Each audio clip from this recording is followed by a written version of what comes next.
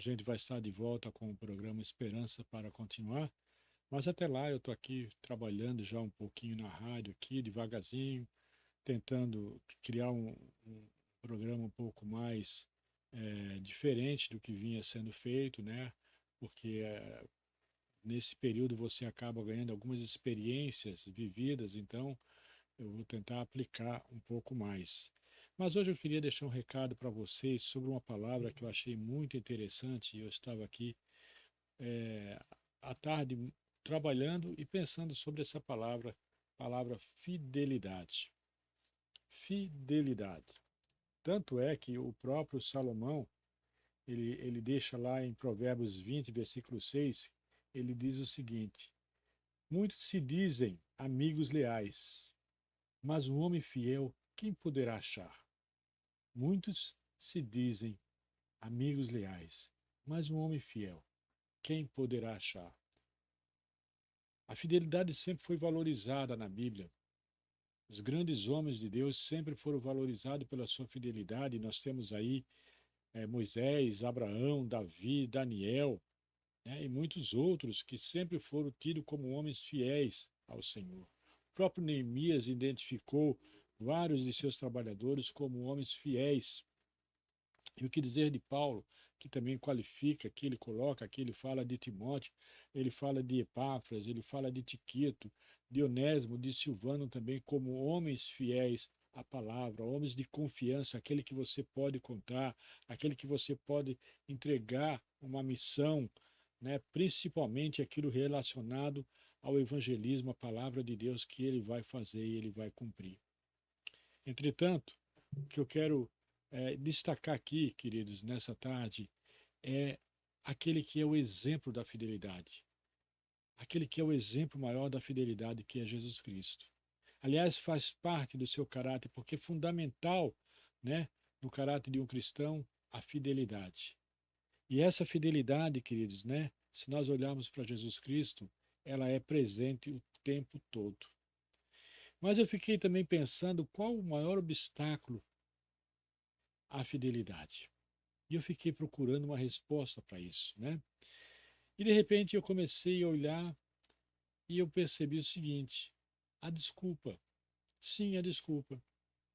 A mulher que tu me deste, que me deu da fruta e eu comi dela, lembra de Adão lá no paraíso? Quando o Senhor vai questioná-lo, a primeira coisa que ele vem para justificar o seu erro é uma desculpa. E isso vem até os dias de hoje. E a gente no dia a dia, né, que a gente vive como igreja, ou no trabalho, ou em casa mesmo, a gente está sempre ouvindo desculpas. E uma das desculpas mais usadas, né, é eu não consigo, eu não posso, eu não consigo. Eu não consigo perdoar, eu não consigo voltar para minha esposa, eu não consigo voltar para a igreja, eu não consigo pregar, eu não consigo orar, eu não consigo me livrar desses vícios, enfim. É tanto eu não consigo que você acaba realmente sendo destruído pela sua própria palavra. Porque esse eu não consigo, ela traz destruição. Primeiro que o Senhor disse o seguinte, que ele o chamaria e iria capacitar também. Então, uma vez que o Senhor te chama e você diz eu não consigo, é como você dissesse para Deus o seguinte: é, eu não creio que você possa me capacitar. Você coloca em xeque a palavra do Senhor. Porque é Ele, é a promessa dele, eu te capacitarei. Eu te chamo e eu te capacito. Mas você insiste em dizer que eu não consigo. Eu não consigo. Olha que palavra tão pequena, mas tão destruidora. Tanto é positiva a palavra fiel com seu peso, como a palavra eu não consigo. Eu não consigo é uma palavra que vai a dia após dia afastando você das promessas do Senhor. Então é algo que nós precisamos vigiar, nós precisamos cuidar, querido, todos os dias, porque a palavra é algo poderoso. A palavra é algo poderoso, aquilo que nós falamos todos os dias. né? A gente já cansou de ver pessoas falando, pode da mesma fonte jorrar água doce e água amarga. Não, assim é a nossa palavra. Como cristão que sou, como cristão que vai à igreja, que glorifica o nome do Senhor, que canta louvores, eu tenho que cuidar com aquilo que eu tenho falado no dia a dia. Porque essa palavra, eu não consigo, ela pode arrastar outras pessoas que já estão também fracas na fé. Mas quando você entra nessa conversa de eu não consigo, eu não posso, né? Eu não sei fazer, não é você. Você só precisa, a única coisa que você se precisa fazer é se colocar à disposição do Senhor. Se coloque à disposição do Senhor.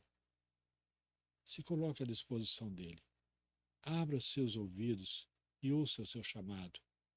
Porque se ele te chamou, acredite, ele vai te capacitar. Não vem de nós essa capacitação que nós tanto desejamos. Quando você diz assim, eu não consigo, é como se você fosse capaz de fazer algo. Nós não somos capazes de fazer absolutamente nada, meus irmãos, se nós não entregarmos a nossa vida ao Senhor, se nós não confiarmos, se nós não tivermos essa fidelidade ao Senhor. Fidelidade à palavra dele, às promessas dele. Então, se ele te chama, ele vai te capacitar.